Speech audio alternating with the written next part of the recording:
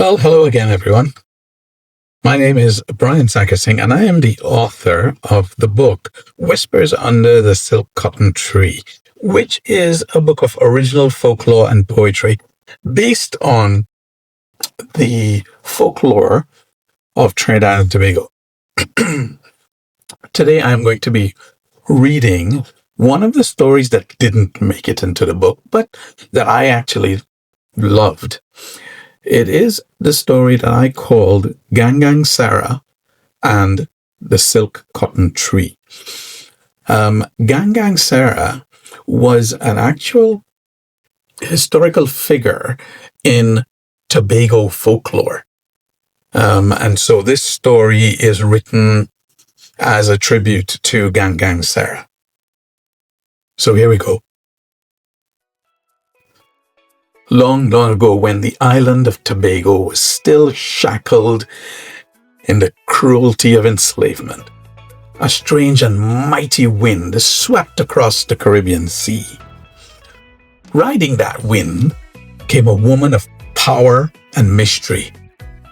She was a witch from Africa, and her name was Gang Sarah.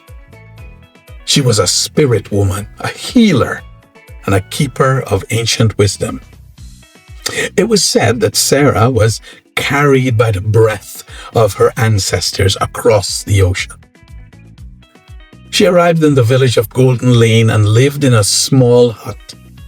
Her presence was both gentle and formidable, her eyes reflecting the memory of distant homelands. Her voice bore the love of the ancestors. The enslaved people of Tobago, weary and wounded, saw Sarah as a beacon and a source of hope and strength. Sarah did not come to rule or frighten. She came to serve her enslaved brothers and sisters.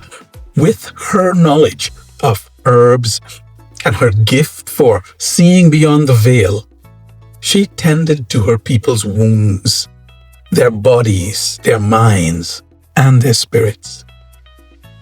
She whispered prayers over the sick, brewed potions for the weary, and told stories that reminded the enslaved of their dignity and their roots.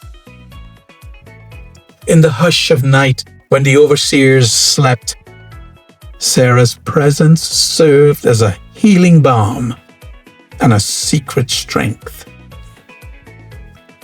Years passed, and eventually, the chains of slavery were finally broken. The enslaved people of Tobago tasted freedom, but for Gang Sarah, freedom brought a new longing. She yearned to return to her homeland, to the red earth and the familiar winds of Africa. She remembered how she had come and thought that by riding the wild wind, guided by the spirits, she could find her way back home. She sought out the tallest silk cotton tree in the village. It was the very same tree she had landed on so many years ago. Over the years, the silk cotton tree had grown more massive. It was said to be the dwelling place of spirits and duppies. Few dared to approach it, and no one would ever dream of cutting it down, for to do so was to risk unleashing the restless spirits upon the earth. Sarah climbed to the very top of the silk cotton, her heart full of hope, her eyes searching the horizon for the wind that had once carried her. She believed that from such a sacred height, she might catch the same wind and return to Africa. But the island had changed her. The years spent among her people, the love, the sorrow she had shared, had bound her spirit to Tobago. When she leapt from the tree, hoping to soar homeward, the magic that had brought her was gone.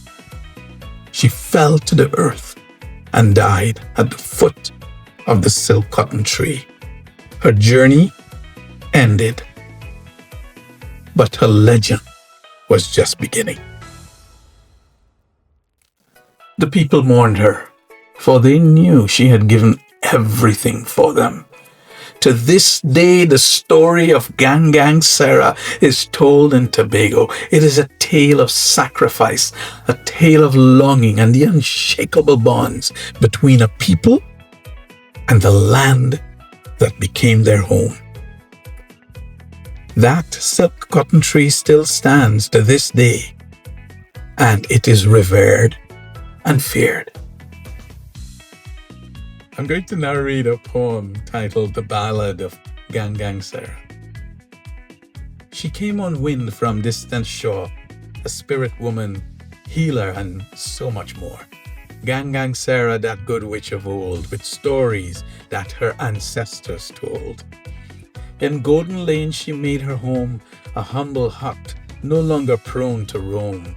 Her gentle hands, her knowing eyes, held wisdom from ancestral skies. She served the broken, she served the bound, with herbs and prayers and healing sounds. In darkness when the overseers slept, her people's hope and strength she kept. When freedom came, it was bittersweet. A longing made her heart complete, to stay with those she'd learned to love, or catch the wind that called from above. The silk cotton tree, now massive, tall, where spirits dwell and duppies call. She climbed its sacred, fearsome height to catch the wind and take her flight. But Tobago, it laid claim to her soul. The island had made her spirit whole. She fell like leaves upon the ground, her journey's end now legend found. There still stands that tree of silk and cotton. The sacrifices are not forgotten. Gang Sarah, wind-born and free, lives on in Tobago's memory. I hope you enjoyed it. Thank you, and tune in for more.